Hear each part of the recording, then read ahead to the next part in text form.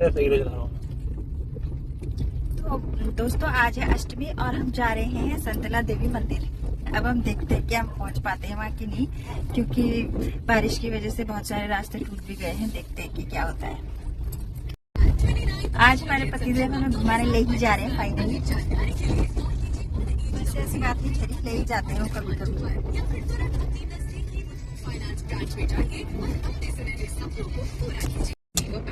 क्या ही बताएं। दोस्तों अभी मेरे पति ने एक लंबा रास्ता ले लिया है, जबकि हम छोटे रास्ते से घंटा घर से हम जा सकते थे, लेकिन उन्होंने ये चुना कि हम पहले बल्लीवाला जाएंगे, फिर हम बल्लूपुर जाएंगे और फिर उल्टा वापस जाएंगे। तो अब इसका कुछ कर। तो दोस्तों इसी कारण से लड़ाई होती है, क्योंकि जो मैं बोलती हूँ ये उसका उल्टा ही करते हैं। अभी देखो मैंने इनसे बोला कि वहां से जाते हैं, लेकिन इनको क्या करना था कि यहाँ से जाना था। तो दोस्तों इसी कारण से लड़ाई होती है। देखिए मैंने इनसे कहा कि वहां से चलते हैं, लेकिन इन्होंने क्या करा, दूसरा लंबा रास्ता ले लिया है। तो यही बात है कि देखिए आपने मेरा कहना क्यों नहीं माना। गलती हो गई मुझसे, माफ कर दीजिए आप। ये गलती आपने, देखिए कितना ही तेल फूक जाएगा इसमें। आप मुझे चिंदी कहते हैं ना, आप देखिए मैं चिंदी हूँ, आपने मेरा रूल ही तोड़ दिया है। I'm so sorry। क्या आपके सॉरी कहने से मेरे पैसे बच जाएंगे? 2 रुपीज कर दीजिए आपके। तो अब हम बल्लूपुर आ गए हैं और यहाँ से हमको जाना है गड़ी कैंट की तरफ, है ना। लेकिन अब हम यहाँ आ गए तो हम यहाँ से सीधे स्ट्रेट ही चले जाते हैं। बल्ली वाला से हम आए हैं यहाँ पर बल्लूपुर चौक से आपको सीधे जाना है आगे इस वाली रोड पे। उधर नहीं जाना है, इधर भी नहीं जाना है। YSBT को जा रहा है, वो जा रहा है घंटाघर। और ये जा रहा है कहाँ, ये कहाँ जा रहा है? कौन सा? ये वाला। ये जा रहा है कहाँ? बल्लू, वो पता नहीं। ये जा रहा है रास्ता गड़ी कैंट। और ये है गड़ी कैंट का चौक, और यहाँ से हमने गड़ी कैंट की तरफ को लिया है रास्ता। और जो आर्मी वाला एरिया है उसी में से जाता है संतला देवी मंदिर का रास्ता। ये देखिए बारिश की वजह से रास्ता थोड़ा ख़राब भी हो रहा है, लेकिन फिर भी नवरात्रि की वजह से लोग आ रहे हैं और भीड़ भी है ही थोड़ा बहुत, बहुत ज़्यादा तो नहीं है लेकिन थोड़ा बहुत भीड़ भी है।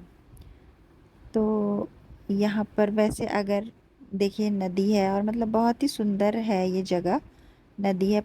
और अब हम पहुँच गए हैं, हमने गाड़ी लगाई है पार्किंग में। और ये देखिए पापा और बेटी तो पहले ही चल दिए हैं, और सारा ही सामान इन्होंने क्या किया, मेरे हाथों में देखिए अपना, दोनों मज़े से जा रहे हैं। ये देखिए प्रसाद भी मुझे ही पकड़ा दिया, पानी की बोतल भी मुझे ही पकड़ा दी है, और अपना दोनों मज़े से जा रहे हैं। फिर मेरे पतिदेव को मुझ पर दया आई और उन्होंने मुझसे सामान ले लिया। सो गाइस अभी हम ऊपर ऊपर को चल रहे हैं, बहुत जगह में नहीं मिलती और लोग तो आधा घंटा और लगेगा, 1 घंटा और लगेगा। और ये मेरी मम्मी की चुनी हुई जगह है, मेरी मम्मी ही नहीं चल पा रही है एक्चुअली। यहाँ पे एक आंटी आई थी, वो इतनी एजेड थी, और वो तो कितनी जल्दी जल्दी ऐसे ऐसे चल रही हैं। मोटी। मैं पहले आई थी यहाँ जब मैं कॉलेज में थी, तो इसका मतलब अब कॉलेज का जमाना नहीं है, तो क्या मैं 60 साल की बुज्जी थोड़ी ना हूँ। तो बहुत ही ऊपर है। वही तो जज्बा।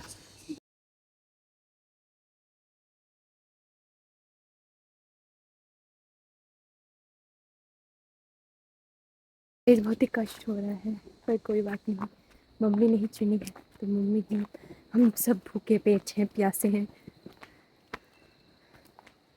पर कोई बात नहीं, ये है रास्ता।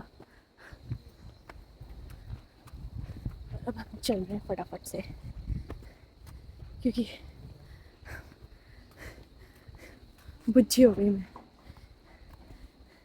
I am 60 years old। 16 नहीं 60, 16 गया मेरा, 24 को 16 नहीं 60 साल। कैसे इनको पता नहीं ऐसा, इतनी जवानी क्यों छा रही है, इतने अंदर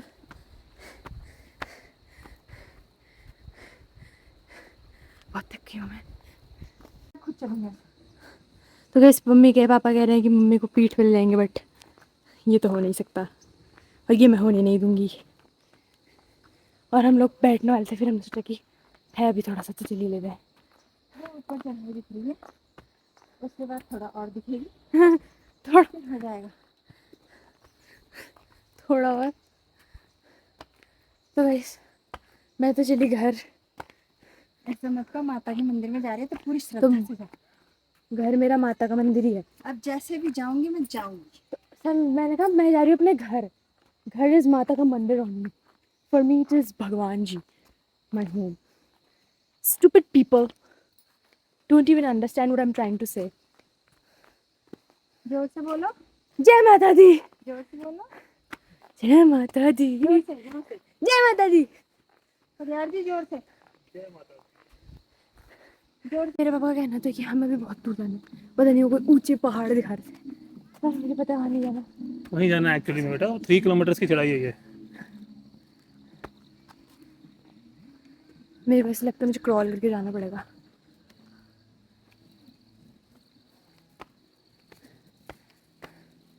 यहाँ पे अभी हम यहीं पे पहुंचे।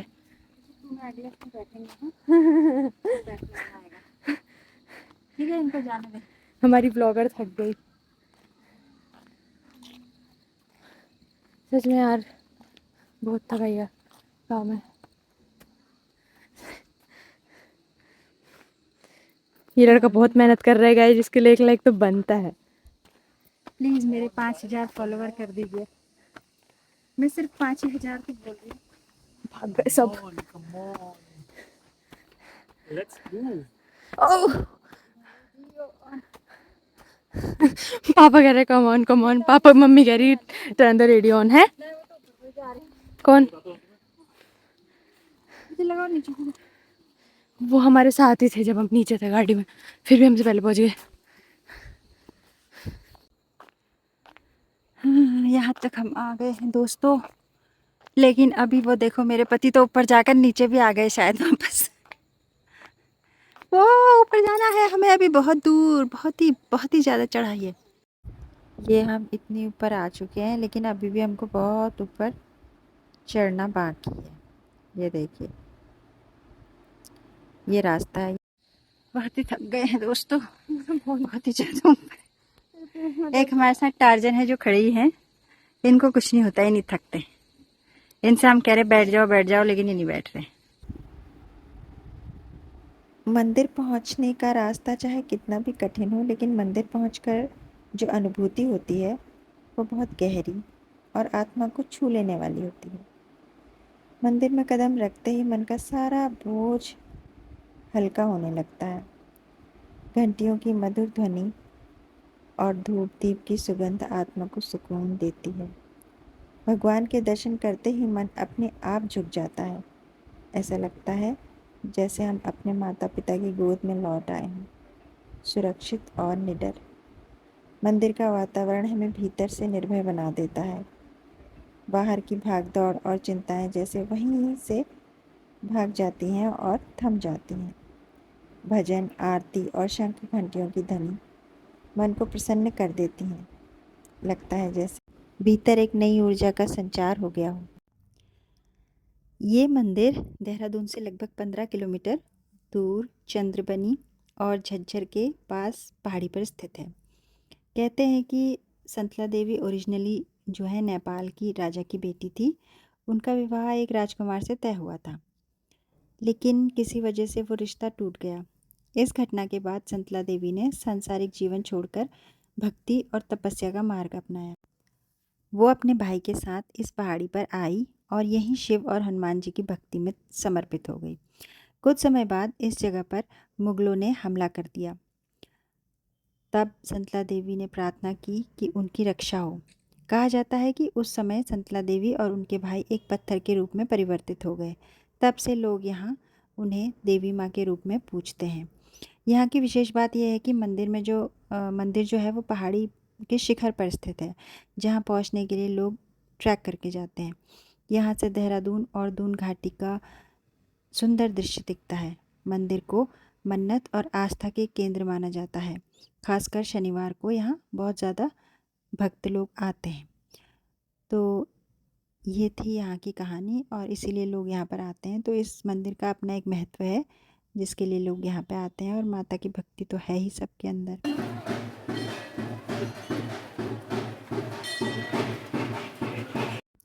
मंदिर में पहुँचने के थोड़ी ही देर बाद बारिश होने लगी, बहुत तेज़ बारिश हो रही थी और वहाँ पर हमें प्रसाद भी दिया गया था। प्रसाद में हमें मिला था पूरी, कद्दू की सब्जी, छोले और हलवा।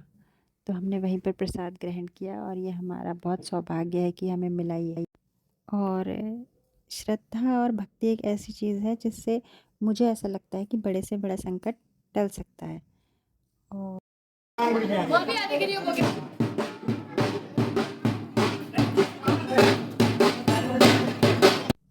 फिर थोड़ी देर में हम वापस नीचे को उतरे, लेकिन नीचे को उतरते समय हम वीडियो नहीं बना पाए क्योंकि बारिश होने की वजह से रास्ते में बहुत ज़्यादा फिसलन हो गई थी और हम चल ही नहीं पा रहे थे, तो वीडियो भी कहाँ से बना पाते।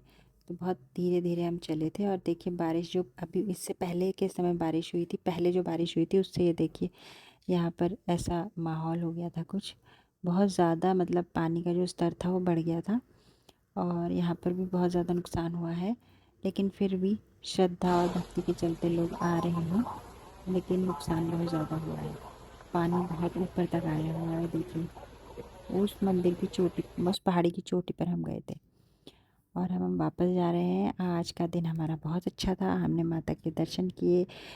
और अगर आपको ये व्लॉग अच्छा लगा है तो प्लीज़ हमें लाइक, शेयर और सब्सक्राइब करें। Thank you for